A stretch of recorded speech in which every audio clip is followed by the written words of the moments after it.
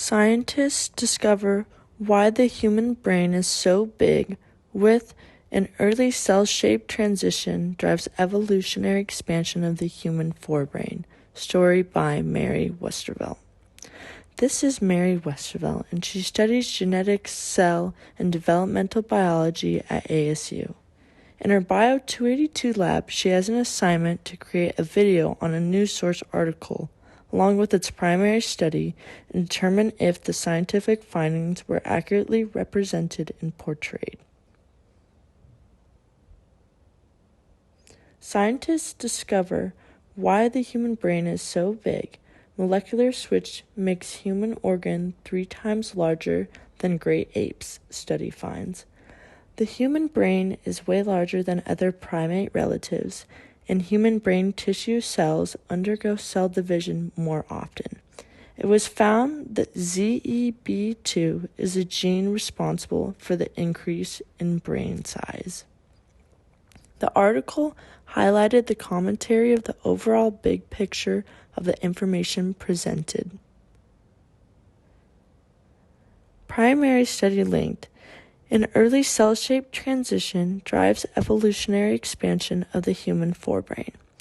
A study took place that found that human brain size is different due to the causes of a delay in the change of cell shape, as well as differences in cell cycle lengths.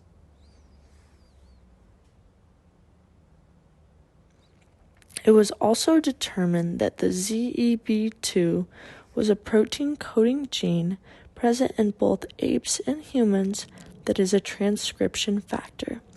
The scientists found that the postponed expression of this in humans drew out the NE stage, causing a higher growth rate.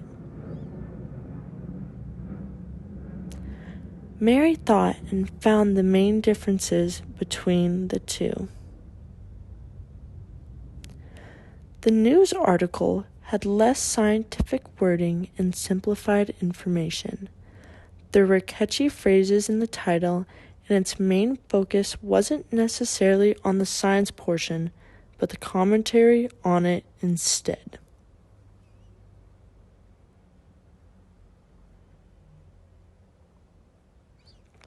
In the primary article, it gave more in-depth explanations and described all of the scientific factors behind brain growth. The wording was higher level and there was more background information on the subject. At that point, Mary saw many differences but wondered if there were any similarities between the two. Both articles came to the same conclusion and the same results were presented. A main focus of both was the ZEB2 protein-coding gene, and they both highlighted that. That made Mary come to the conclusion of how different science is reported in the media versus the information in scholarly peer-reviewed articles. The majority of the scientific information being discovered was not being represented. The news articles were used as mainly clickbait with flashy titles and not accurate information sources. At first, Mary felt a little hopeless about the misrepresentation of scientific information out there, but then she realized that getting awareness about the accuracy of information could help.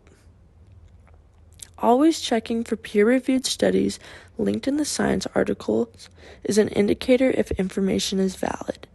Being cautious of what information is actually scientifically backed can also aid in the accuracy in the media. Next time you read a science article in the media, make sure to distinguish between what is accurate and what sounds the most exciting. The end. But let's be honest, science is always exciting.